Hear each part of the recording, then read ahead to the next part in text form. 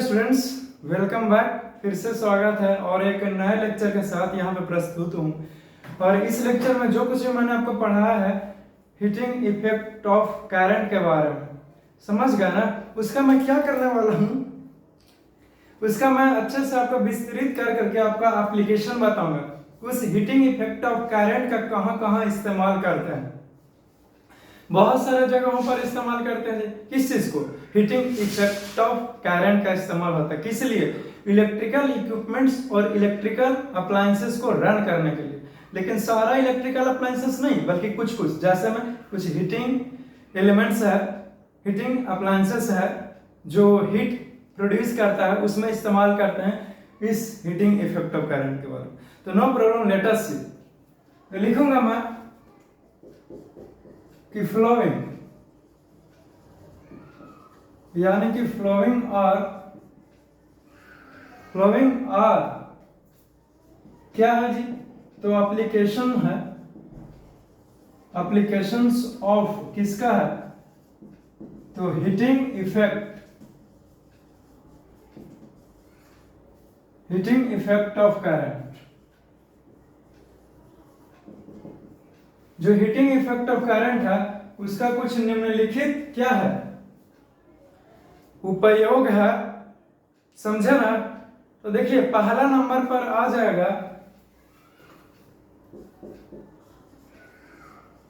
कि जो भी हमारा है heating effect of current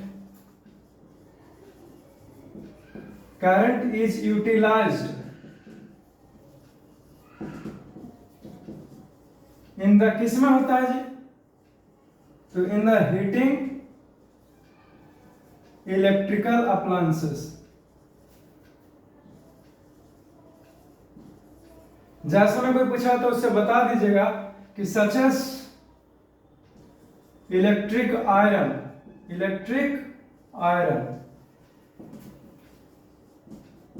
and electric toaster, और हो जाएगा ये हमारा electric kettle.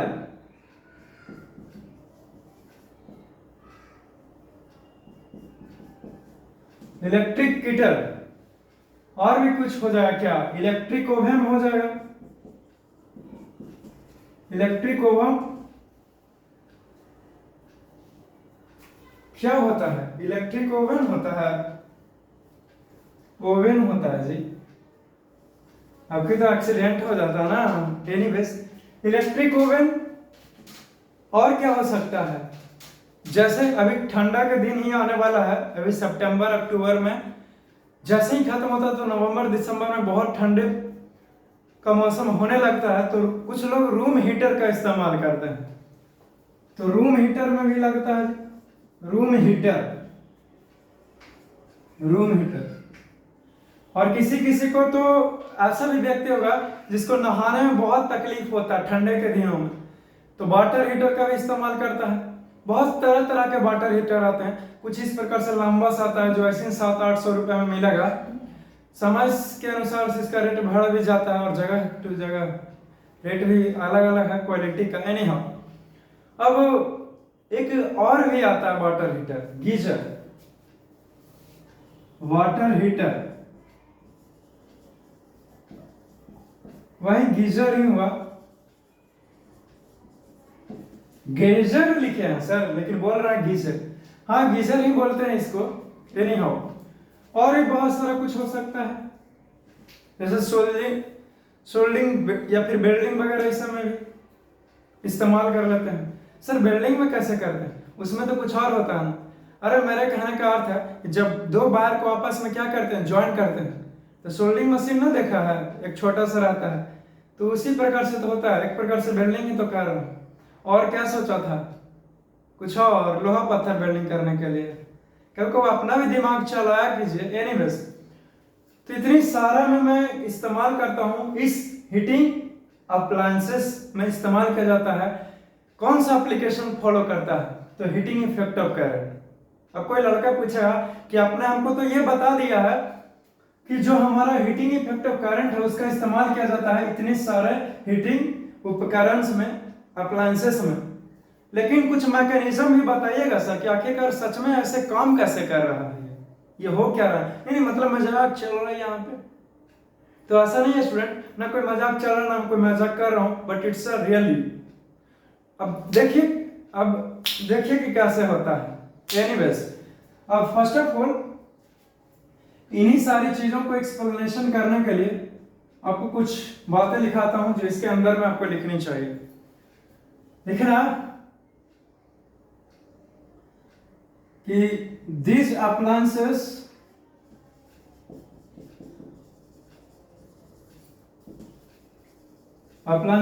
made up of heating coil,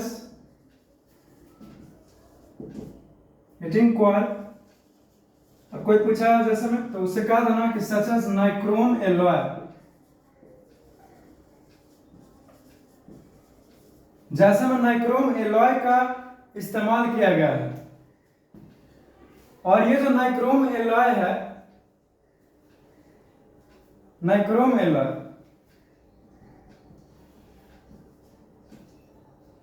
which becomes red hot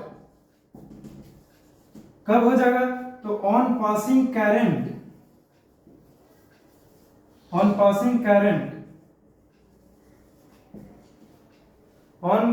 current. क्यों, तो due to high resistance,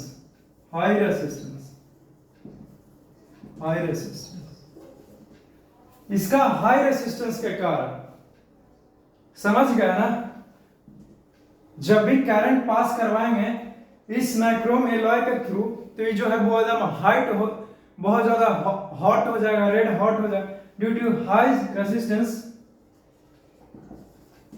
which produces a lot of heat, जो कि बहुत सारा क्या करेगा, तो हीट का प्रोडक्शन करेगा, यानी कि हीट रिलीज करेगा। समझ गए। तो एक बात बताइए स्टूडेंट, यहां पे एक प्रश्न भी आता है जो शॉर्ट आंसर में आपसे पूछ सकता है, बोर्ड में भी कभी भी पूछ सकता है। हालांकि 5 मोबाइल चल रहा है तो बंद कर देगा मोबाइल को, आवाज कम कर लो नहीं तो।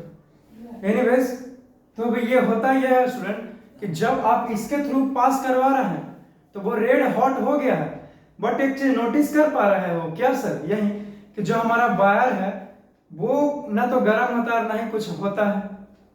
नहीं, लिखेंगे कि where as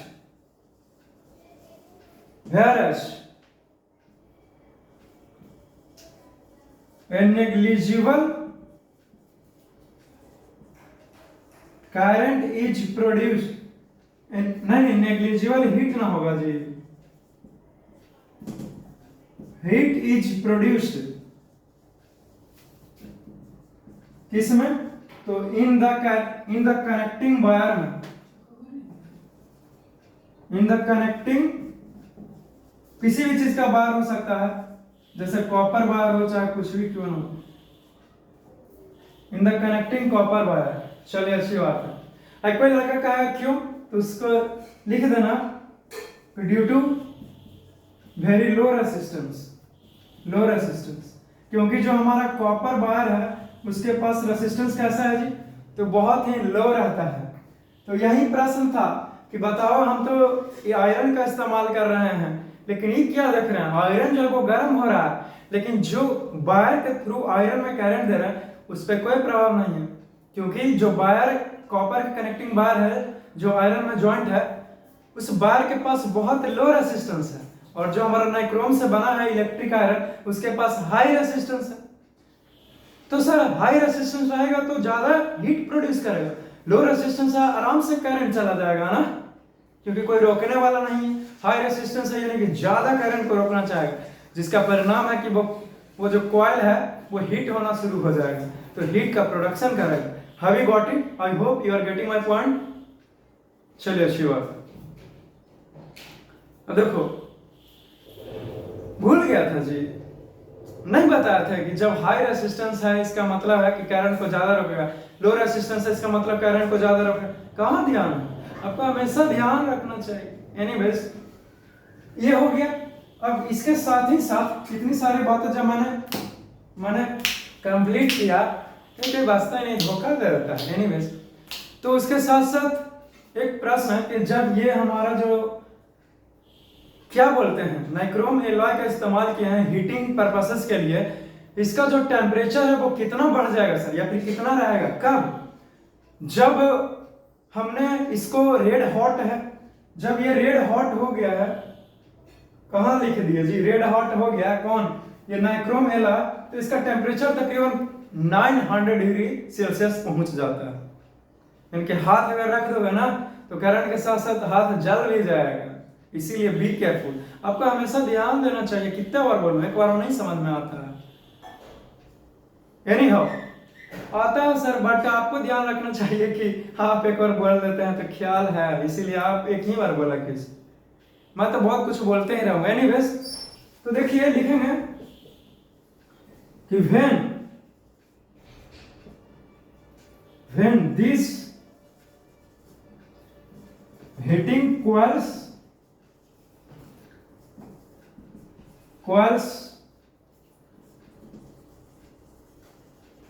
produces heat, heating coils जो है वो becomes red hot,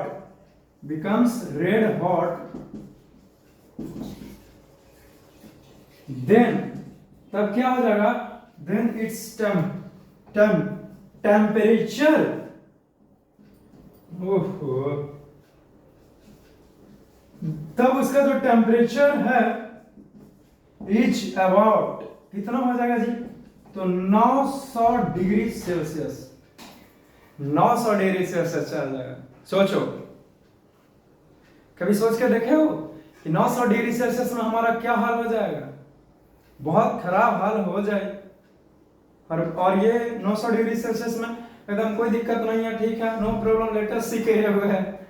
any how तब इस प्रकार से हमने आपको बताया कि कैसे हम लोग इलेक्ट्रिक आयरन में इस्तेमाल करते हैं। आयरन ऊपर रहता है सर, ऊपर तो इलेक्ट्रिक फैन रहता है, हाँ पता है, क्योंकि आपको बताते होता था कि आप हमेशा ध्यान देना चाहिए, मैं ही नहीं ध्यान दे पाता हूँ। ये नहीं हो तो ये होता ये है कि इसमें इस्तेमाल होता है इसी हीटिंग अप्लायंसेस में, जो मैंने बताया। वाटर गीजर में भी सेम प्रक्रिया है। उस जो ये जो कारण बताया ना यहाँ से यहाँ तक, वो सेम ही कारण रहेगा स्टूडेंट। ये इन सारों के लिए, इन सारा, अरे सालों नहीं बोल रहा हूं मैं सारों बोल रहा हूं, इन सभी के लिए, चलो इन सभी सही है, तो इन सभी के लिए सेम ही प्रक्रिया रहेगा जो मैंने आपको ये कारण में बताया। समझ में आया तो बोलिए हाँ, नहीं आया तो क्या करें, नहीं आया तो आप कमेंट कीजिए कि नहीं आया, कुछ और से बताइए। But I hope you are getting my point. लेकिन मजाक करने के लिए कोई लिख भी सकता है कि नहीं समझे, चेक करते हैं सर, दोबारा बता देंगे। ये नहीं हो तो ऐसा करने से क्या होने वाला, ये हो गया ना। चलिए अब सेकंड रीजन की ओर मूव करता हूं।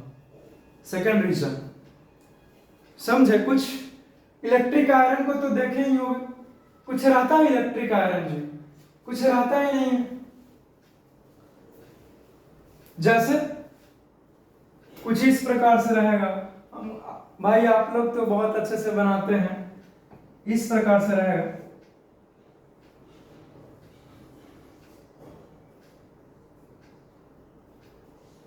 ठीक है ना, आप लोग देख लीजिएगा फिगर वगैरह ऐसा जो भी हो। और यहां पे कुछ इस प्रकार से,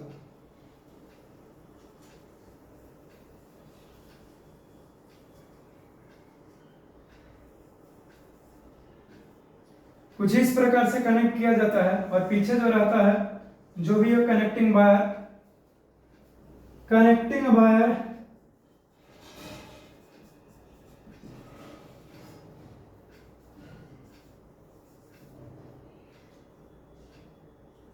कनेक्टिंग कॉपर वायर है, एक्चुअली कॉपर वायर है ये पीछे निकला। और ये जो है वो heating coil, heating coils of nichrome nichrome alloys, nichrome alloys से बना है। एक छोटा सा फिगर बना लीजिए दर्शाने के लिए ताकि स्पष्ट हो जाए, क्लियर हो जाए। अब नेक्स्ट ये एप्लीकेशन देखते हैं हीटिंग इफेक्ट ऑफ कैरन का, समझे? बट उससे पहले से लिखो फर्स्ट ये एप्लीकेशन को देख लिया हीटिंग इफेक्ट ऑफ कैरन को, तब मैं आपको से सिखाता हूं कि सेकंड एप्लीकेशन क्या हो सकता है। सोचो क्या हो सकता है। बहुत आसान, बहुत सिंपल है। लेटस सी है सर एप्लीकेशन। अरे नहीं जी, जो आपके घर में बल्ब है जो बिजली से चलता है वही बेस्ट है किस फेनोमेना पर? तो heating effect of electric current के ऊपर बेस्ट है हमारा इलेक्ट्रिक बल्ब, इलेक्ट्रिक लैम्प। तो सेकंड एप्लीकेशन यही हो जाएगा। तो और चलो लिखते हैं, देखिए दूसरा में हो जाएगा नंबर 2 में कि heating effect of electric current, electric current is used, जो है वो इसका इस्तेमाल किया जाएगा। तो किस में? तो इन द फिलामेंट ऑफ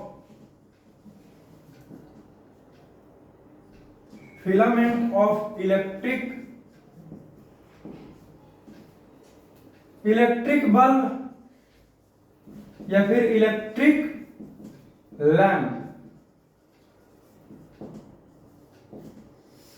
समझ गए? यहां पे अगर फिलामेंट नहीं भी लिखना है तो इन द सीधे लिख सकते हो कि इन द इलेक्ट्रिक बल्ब या फिर इलेक्ट्रिक लैंप्स में। समझ गए? तो देखिए अब कोई स्टूडेंट कहेगा कि आखिरकार किस लिए लैंप्स में? तो फॉर प्रोड्यूसिंग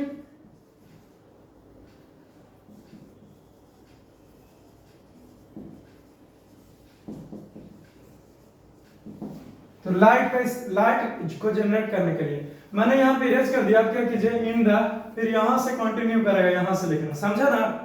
अब देखिए इसका एक्सप्लेनेशन देता हूं कि आखिरकार क्यों इस्तेमाल किया जाएगा और कैसे इस्तेमाल किया जाएगा इस हीटिंग इफेक्ट ऑफ करंट का। कोई एक्सप्लेनेशन दीजिए। तो देता हूं। देखो जो हमारा बल्ब है पहले क्या आता था जी? 100 वाट का बल्ब आता था ना, अभी भी है। तो उसमें फिलामेंट का इस्तेमाल किया जाता था। जो फिलामेंट है वो टंगस्टन का बना हुआ रहता था। जब इसी फिलामेंट के टंगस्टन के थ्रू करंट को पास करवाते थे तो वो क्या करता था कि हीट को प्रोड्यूस करता था और लाइट को प्रोड्यूस करता था। समझ गए? लेकिन बहुत कम लाइट प्रोड्यूस करता था, कुछ हीट में भी वेस्ट कर देता था, जिसके चलते वैज्ञानिक परेशान हो गए और पावर इफिशिएंट भी नहीं है, और इसीलिए हमने ट्यूबलाइट का निर्माण किया। अभी एलईडी बल्ब का जमाना आ गया नहीं? हाँ सर। तो इतनी सारी बातों को मैं पहले बताता हूं, फिर आगे बढ़ेंगे। लिखेंगे when the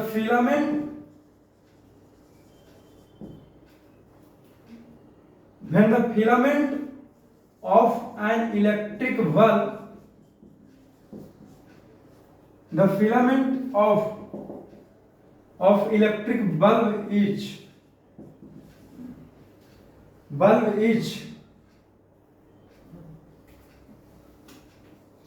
लिखिए यहां से कि when the filament of electric bulb is,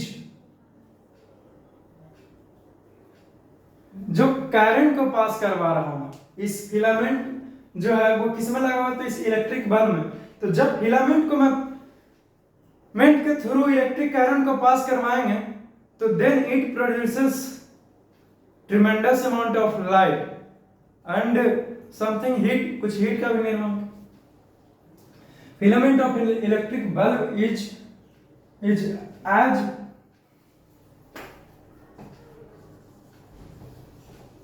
passed current. जो हमारा फिलामेंट है इलेक्ट्रिक बल्ब का वो क्या कर रहा है? वो करंट को पास करवा रहा है। has passed current, then it glows and produces light.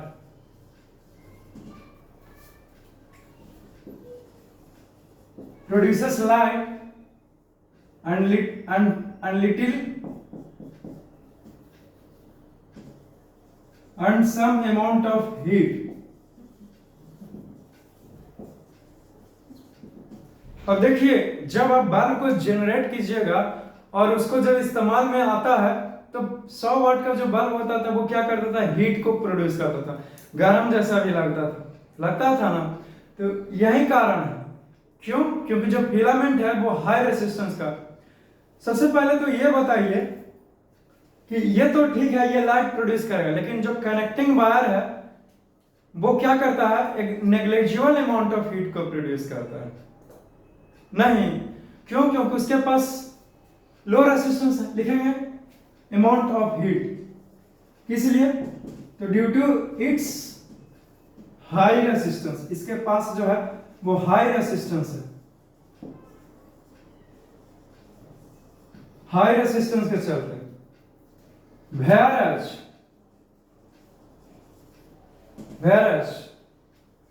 a negligible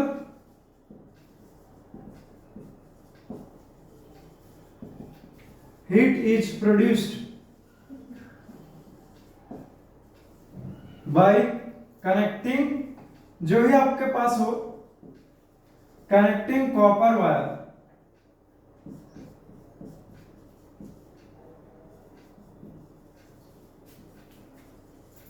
due to their low resistance। Copper के पास जो है वो लो रेजिस्टेंस होता है, इसीलिए जो कॉपर है वो क्या करेगा कि करंट को पास करने देगा आसानी से। लेकिन हमारा जो फिलामेंट टंगस्टन है वो हाई रेजिस्टेंस का, तो जब हाई रेजिस्टेंस है तो जाहिर सी बात है कि हीट को क्या करेगा, प्रोड्यूस करेगा। समझ गए? अब कोई लड़का हमसे ये पूछेगा कि सर ये बताइए कि जो हमारा ये आपने टंगस्टन का इस्तेमाल किया है वो आखिरकार क्यों इस्तेमाल किया इस फिलामेंट में टंगस्टन का? तो बहुत सारे रीजंस है, लिखेंगे कि टंगस्टन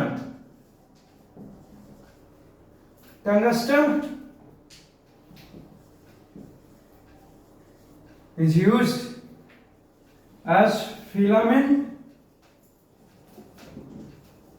of an electric, जो भी आपके पास हो, इलेक्ट्रिक बल्ब कहिए चाहे फिर इलेक्ट्रिक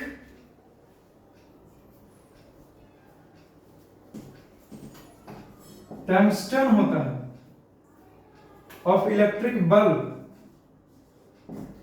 और इलेक्ट्रिक लैंप का हो,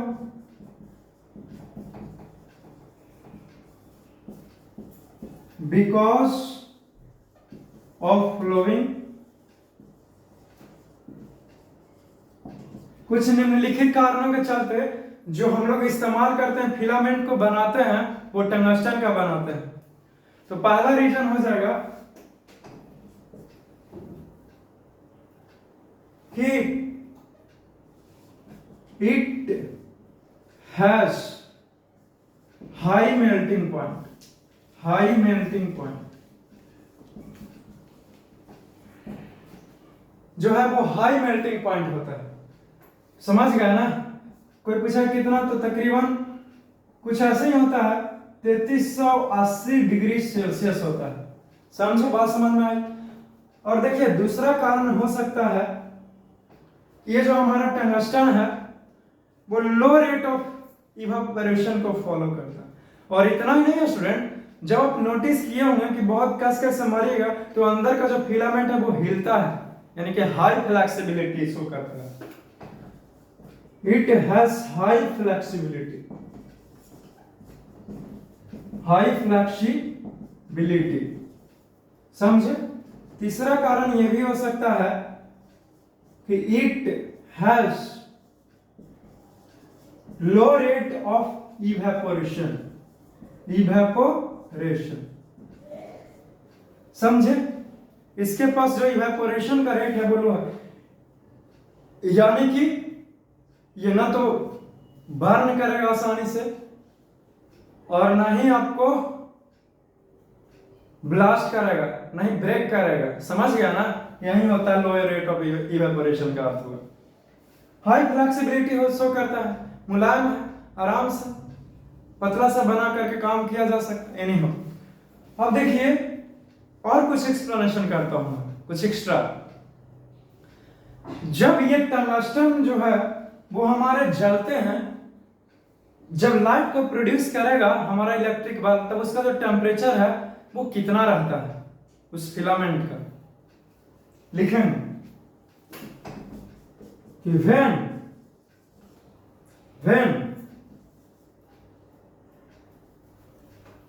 an electric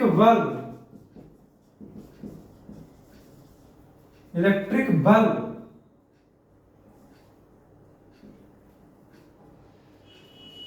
glows and produces light,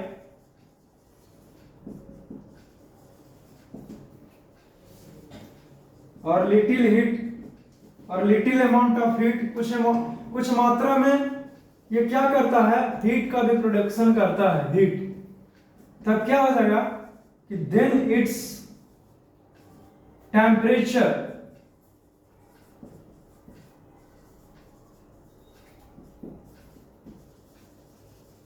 is about 2500 degree Celsius, यानी कि 2500 डिग्री सेंटीग्रेड पहुंच जाता है। यानी कि बहुत ही ज्यादा, 2500 का मतलब समझ में आता है, हजारों 2000 डिग्री सेल्सियस तो हमारा एटम बम वगैरह सब लेकर चला जाता है, हालांकि उससे भी ज्यादा लेकर चला जाता है। आदमी का तो हालत इतना खराब हो जाएगा कि सेकंड में पिघल के खाक हो जाएगा, इतना चला जाएगा। यही कारण है। चलिए अच्छी बात है। अब आपको कुछ और बातें बताऊंगा मैं इसी पॉइंट के अंतर्गत में, बट उससे पहले इतनी सारी बातों को नोट कीजिए।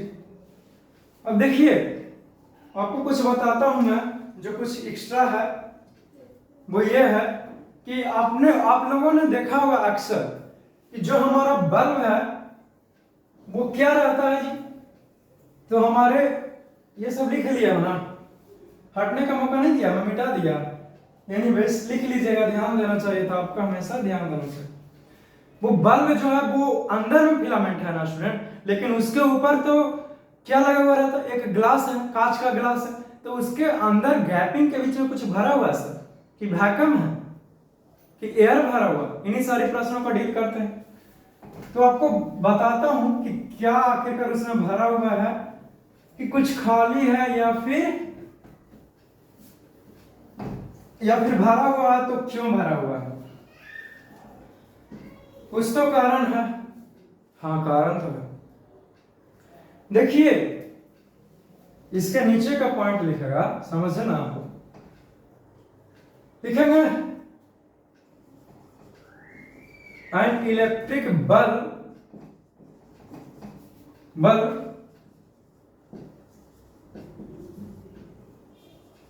which is made by using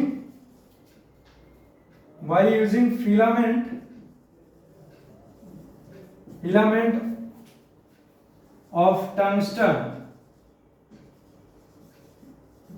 जो भी टंगस्टन है is filled with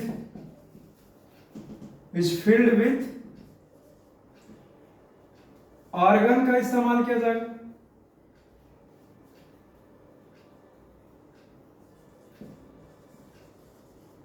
argon gas का इस्तेमाल किया जाता है किस चीज के लिए, यह हमारा जो इलेक्ट्रिक बल्ब है उसके अंदर में। सर कुछ और भी गैसेस का नाम बताइए जिसका इस्तेमाल किया जाता है, तो और हो जाएगा नाइट्रोजन गैस का इस्तेमाल किया जाएगा, नाइट्रोजन। अब ये सर ये आर्गन और नाइट्रोजन का ही इस्तेमाल किया गया, तो आपको बताता हूं कि क्यों किया गया है ऐसा। इसलिए स्टूडेंट क्योंकि जो हमारा आर्गन है और नाइट्रोजन जो है वो अनरिएक्टिव मेटल है, बात को समझिए। जबकि ऑक्सीजन का इस्तेमाल करेंगे तो वो क्या करेगा, ऑक्सीजन जो है वो व्हाइट हॉट फिलामेंट के साथ जाकर के रिएक्शन करेगा और सब तहस नहस करेगा, ब्रेक्स हो जाएंगे, फिलामेंट टूट जाएंगे, बल्ब खराब हो जाएगा। तो लिखेंगे because it is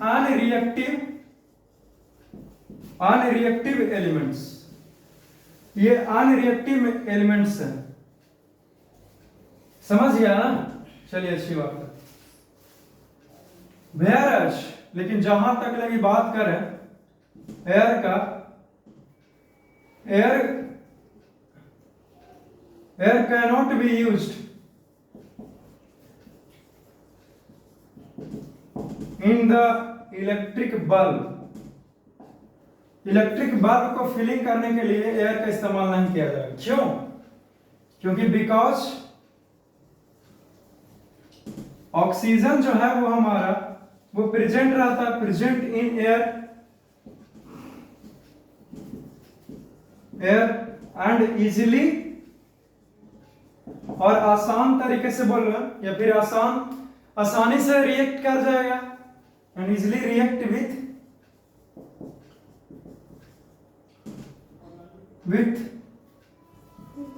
tungsten filament. जो टंगस्टन का फिलामेंट है उससे आसानी से रिएक्शन कर लेगा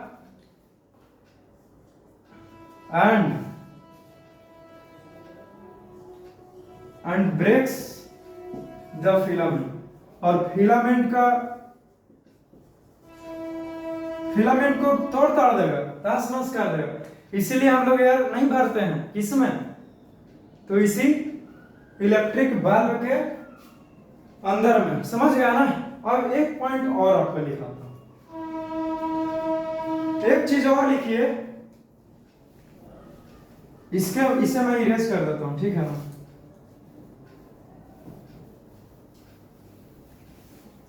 अब देखो, नोट में लिख लेगा, समझा?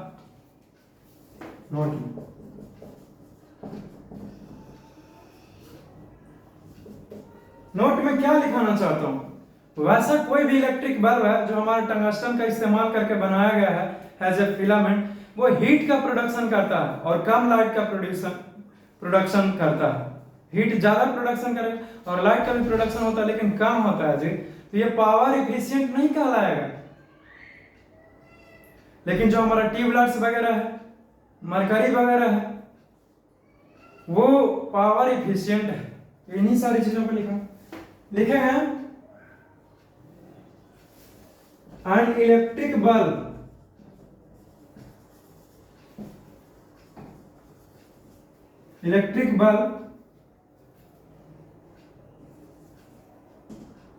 as tungsten is used, किस लिए? तो as फिलामेंट के लिए। देन तब क्या होगा? Then it produces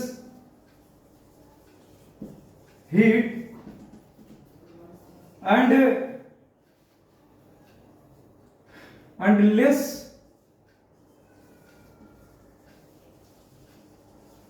amount of current is used, इसलिए टू प्रोड्यूस लाइट का प्रोडक्शन करने के लिए, लाइट को प्रोड्यूस करने के लिए। ये तो बात क्लियर होता है। अब एक चीज और जानिए, इसीलिए लिखेंगे so it is not power efficient. ये पावर इफिशिएंट नहीं कहलाएगा स्टूडेंट। सर पावर इफिशिएंट नहीं कहलाएगा, पावर इफिशिएंट कहलाएगा, ये क्या अर्थ हो? तो बताऊंगा उसे भी मैं, जरा से वेट कीजिए, इतनी भी क्या जल्दी नहीं रहा दादा। देखिए, whereas tubelight produces huge amount of light,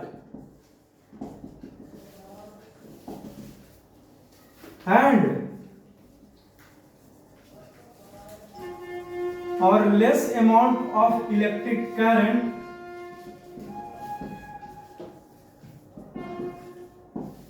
is used to produce heat.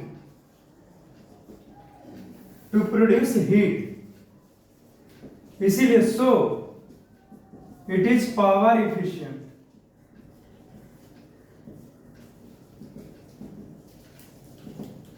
अब पावर इफिशियंट लिखे हैं ट्यूबलाइट को, क्यों लिखे हैं वो बता दिया, क्योंकि जो हमारा ट्यूबलाइट है वो अच्छे से लाइट का प्रोडक्शन करता है और जो करंट है वो करंट का अच्छे से इस्तेमाल हो गया और थोड़ा सा मात्रा में हीट का प्रोडक्शन करे। लेकिन ऐसा कोई बल्ब जो हमारे टंगस्टन से बना है उसका फिलामेंट तो बहुत ज्यादा करंट का इस्तेमाल होगा हीट प्रोडक्शन में और कुछ ही मात्रा में करंट का ये लाइट का प्रोडक्शन करता है। तो क्या हुआ, तो इलेक्ट्रिक बल्ब जो फिलामेंट से बना है वो पावर इफिशिएंट नहीं है, लेकिन जो ट्यूबलाइट है वो पावर इफिशिएंट है। अब ये क्या बता रहा है, मैंने लिखा है पावर इफिशिएंट है, इसका मतलब है कि पावर के संकुलन है। अब ये क्या हो गया, यानी कि पावर के योग्य है ये हमारा ट्यूबलाइट, यानी कि ट्यूबलाइट को अगर पावर दे रहे हैं तो उसको योग्य है, वो आपका पावर को वेस्ट नहीं जाने देगा हमारा ट्यूबलाइट। लेकिन जो हमारा इलेक्ट्रिक बल्ब टंगस्टन का बना हुआ फिलामेंट जो पावर इफिशिएंट नहीं है, इसका मतलब वो पावर के योग्य नहीं है। जब पावर देंगे तो कुछ वेस्ट भी चला जाएगा, ये कहने का अर्थ हुआ। I hope you are getting my point. तो इतनी सारी बातों को लिखे, फिर मैं आगे बढ़ता हूं, समझे थर्ड यूजेस के बारे में। अब एक बल्ब को फिगर के माध्यम से आपको दर्शाते हैं कि कैसे कैसे रहता है। जैसे सपोज दैट, जैसे मान लीजिए कि ये हमारा क्या है, एक ये इलेक्ट्रिक बल्ब है, ठीक है ना, इलेक्ट्रिक बल्ब। इसको में क्या रहता है, यहाँ पे कुछ इस प्रकार से क्या रहेगा, इस प्रकार से फिलामेंट रहेगा, कुछ ऐसे ही रहता है, एनी हाउस जैसे भी हो कुछ ऐसे ही रहता है।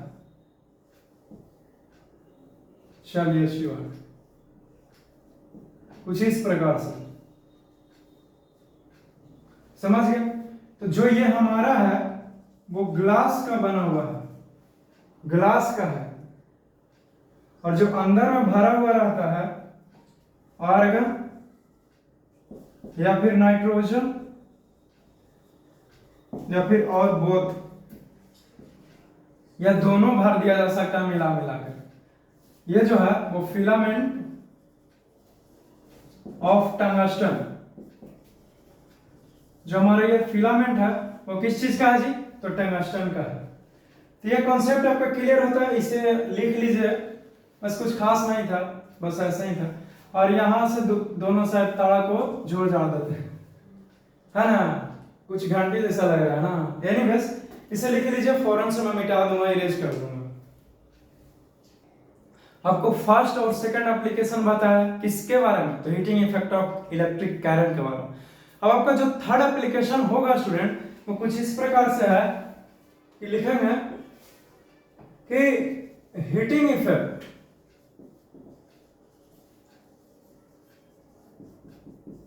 Effect of electric current is used in an electric fuse. किसमें, तो इलेक्ट्रिक फ्यूज में। इसलिए for protecting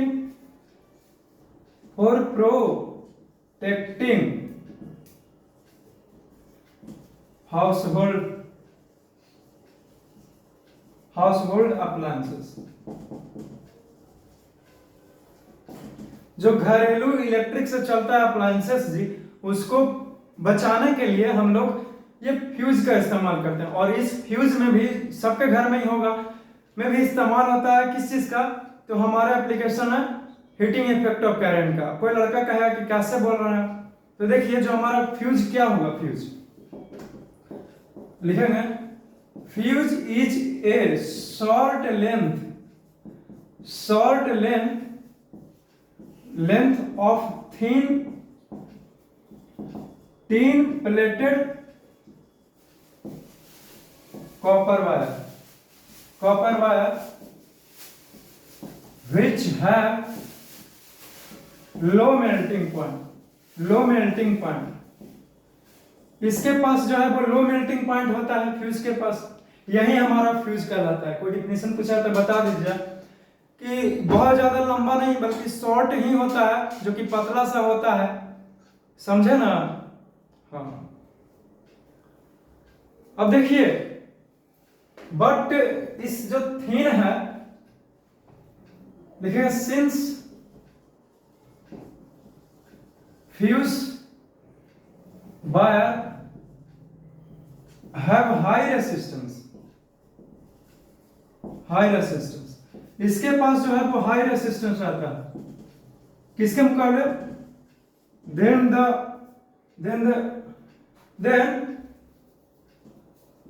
then all the other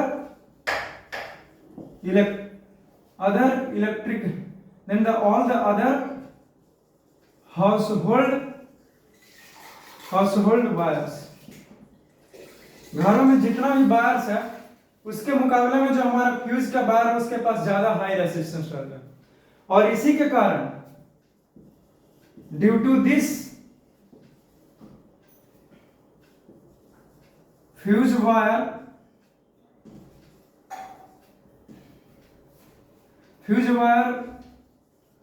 gets melt, fuse wire melts लिख लीजिए, melts and breaks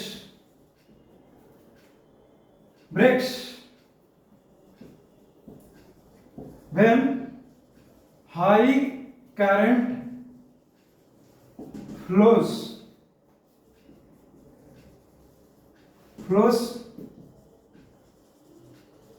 through it due to some reason, कुछ reason के चलते, समझ गए। एंड फाइनली, और इस प्रकार से क्या हो जाएगा, व्हेन फ्यूज वायर्स, जब फ्यूज वायर्स क्या कर देंगे, breaks, then the current will, जो हमारा करंट है वो फ्लो नहीं करेगा, will not flows in the circuit, उस सर्किट में करंट को फ्लो नहीं करने देगा, और इस प्रकार से जो हमारा जो भी अप्लायंसेस है इलेक्ट्रिकल वो बच जाएगा। So in this way it protects us from, किस से, फायर से भी प्रोटेक्ट किया, आग लगने से, and also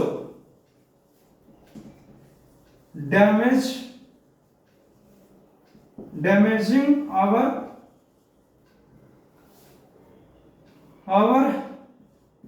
household appliances, household electrical appliances.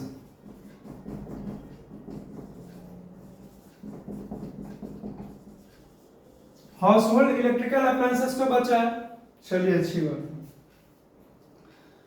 तो आपका जितना भी एप्लीकेशंस था हमारे फ्यूज का, लेकिन कुछ ऐसा भी लोग आते हैं जो कहते हैं कि सर मेरे घर में तो फ्यूज लगा हुआ है, लेकिन सर एक बात बताइए, जब फ्यूज वहां से ब्रेक भी करता है लेकिन मेरा एक बल्ब फ्यूज हो गया सर, बाकी बल्ब रह गया, ऐसा इसलिए स्टूडेंट क्योंकि जो हमारा फ्यूज है जी, वो फ्यूज गर्म होता है, हीट ज्यादा प्रोड्यूस करने लगता है और फाइनली मेल्ट करके ब्रेक कर जाता है, वो समझ गए।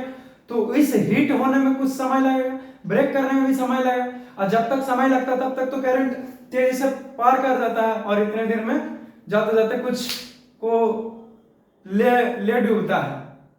तो पता चल गया ना कि आखिरकार एक बल्ब क्यों गया, बाकी बच गया। तो इसीलिए आपको हमेशा से एक बेस्ट फ्यूज का तलाश रहना चाहिए अपने घर में बनाते समय। तो आई होप इतनी सारी बातें जो कुछ मैंने यहाँ पे बताया है वो आप क्लियर किए होंगे। इसे लिख लीजिएगा अच्छे तरीके से, समझ गए ना, कहीं डाउट रहता है पूछ लीजिएगा, अच्छा लग रहा है कि नहीं एक बार कमेंट भी जरूर कीजिएगा, तो ना पता चलेगा कि पढ़ता है कि ऐसे ही है। एनी हाउ, अब देखिए फिर से मिलेंगे कुछ नया अंदाज में, तब तक के लिए बस इजाज़त चाहेंगे, यहीं पे आपको छोड़ता हूँ मैं। समझ गया ना? अच्छे से पढ़िए मन लगा करके, मैं तो लेकर के आते ही रहूँगा। अभी शायद फिजिक्स दे रहा हूँ, फिर शायद केमिस्ट्री पर चल रही है, फिर कुछ और क्लासेस पर वर्क करने लगूँ तो शायद क्या बोलते हैं उसको, शायद आपका ये फिजिक्स का पोर्शन अभी नहीं लेके आऊँगा, बट कोई बात नहीं, मैं लाने का प्रयास करूँगा। जो भी है क्लियर होता है ना? तो चलता हूँ, तब तक के लिए बस मुस्कुराते रहिए। Take care.